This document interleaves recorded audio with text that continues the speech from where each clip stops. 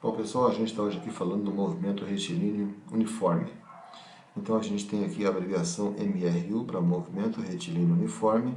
Esse tipo de movimento acontece quando a velocidade do corpo é constante e diferente de zero.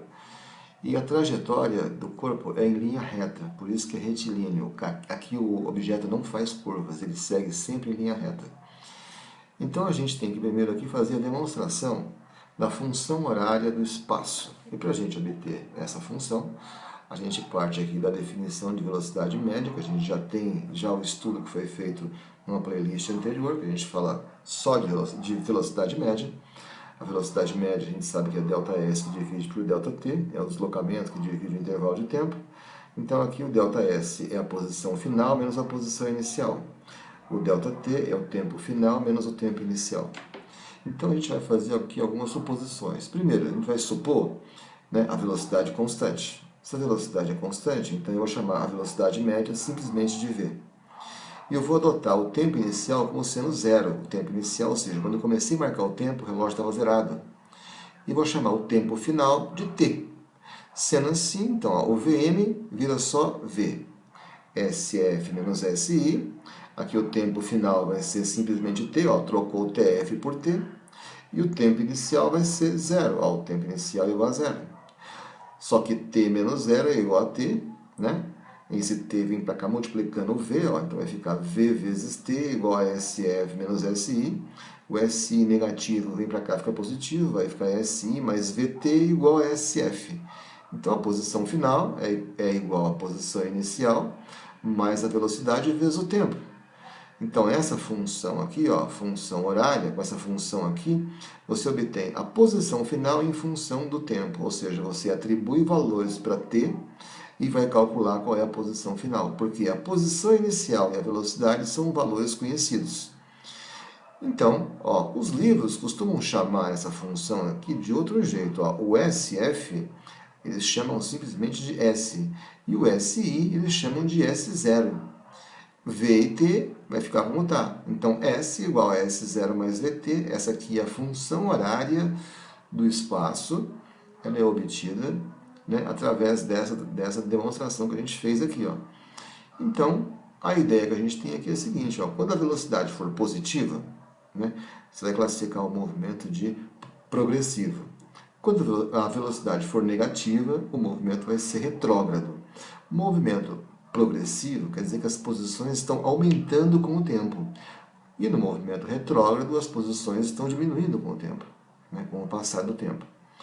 Muito bem, então a gente tem aqui um exemplo bem simples. Olha só, um corpo movimenta-se segundo a função horária, S igual a 2 mais 4t. A função está no sistema internacional.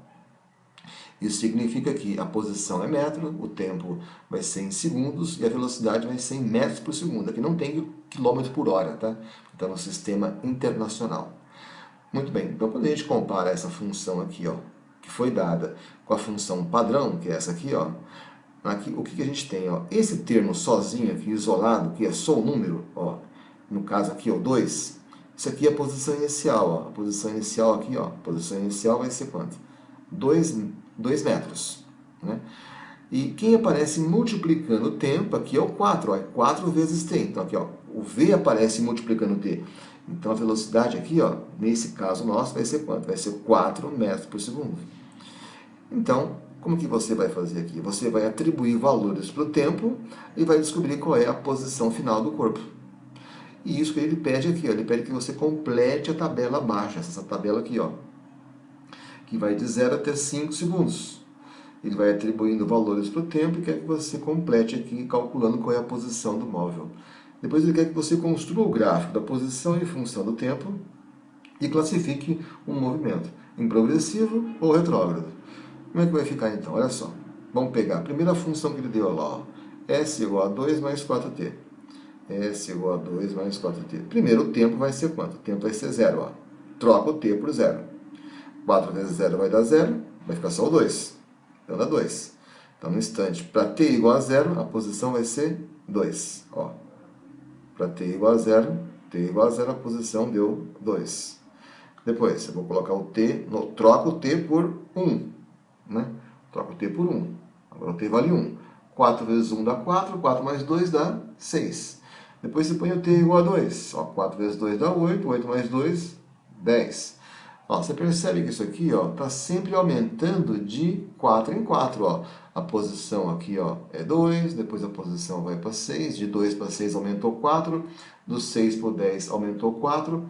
Então, a posição está aumentando de 4 em 4, por quê? Porque a velocidade é 4 metros por segundo. O carro anda 4 metros a cada 1 segundo. Então, o próximo t aqui vai ser quanto? 14, depois 18, 22 e assim vai. Então, é isso que a gente fez aqui, ó, no instante inicial, 2, 6, 10, aí o próximo vai ser 14, porque tem que somar 4, depois 14 mais 4, 18, 18 mais 4, 22. Não tem aqui um t igual a 6, mas se tivesse, você tinha que somar mais 4 aqui, daria 26, e assim por diante.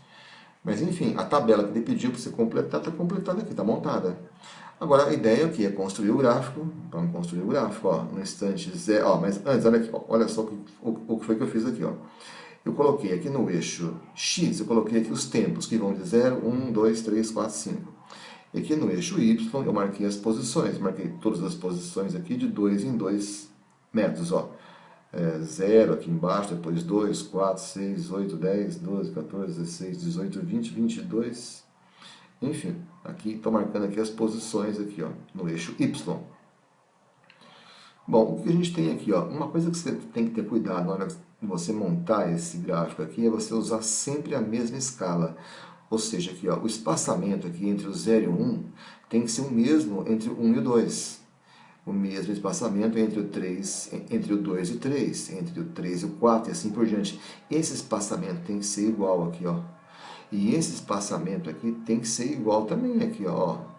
Pulando sempre a distância do 0 para o 2. Essa distância aqui tem que ser igual a essa distância aqui, ó. Do 2 para o 4. A distância do 4 para o 6 tem que ser a mesma do 2 para o 4. Ou seja, você tem que fazer aqui tudo na escala. O ideal é que você monte isso aqui com papel milimetrado, não, com papel quadriculado, que vai ficar mais fácil, né? Com papel quadriculado, você consegue montar isso aqui bem mais simples na hora de você traçar o gráfico. Vamos lá então, ó. No instante 0 a posição é 2. Ó. No instante 0 a posição vale 2. No instante 1 a posição vale 6. Aqui, ó. Depois no instante 2 a posição vale 10. Depois no instante 3 a posição vai valer 14. E aí no 4 ela vale 18. E no 5... finalmente vale quanto? 22. Quando você junta todos os pontos, isso aqui vai dar uma reta crescente, ó. Porque é uma função do primeiro grau, é uma função crescente. Então aqui a gente tem o que? A velocidade positiva, você vai dizer que o movimento é progressivo, né? Velocidade positiva, as posições estão aumentando com o tempo. Por isso que o gráfico deu uma reta crescente, né? Uma função do primeiro grau. Mais adiante, quando a gente estudar o movimento retilíneo uniformemente variado, a gente vai ver que o gráfico da posição em função do tempo não vai dar uma reta, vai dar uma parábola, porque ali a função é do segundo grau. Né? A função horária vai ser do segundo grau. Nesse caso, a função é do primeiro grau, o gráfico dá uma reta crescente. Bastante simples esse gráfico. Okay? E a classificação do movimento também tranquila, porque a velocidade positiva, movimento progressivo. Ok?